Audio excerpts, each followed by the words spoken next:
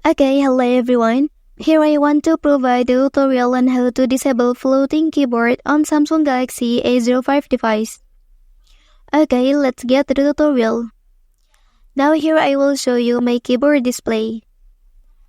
And then, here you can see that the floating keyboard is active. Okay, and then how to disable it? Just follow these steps. First thing first, you can tap the three line here. Okay, you can click this option. And then the floating keyboard is successfully removed. Well, that's the tutorial on how to disable floating keyboard on Samsung Galaxy A05 device.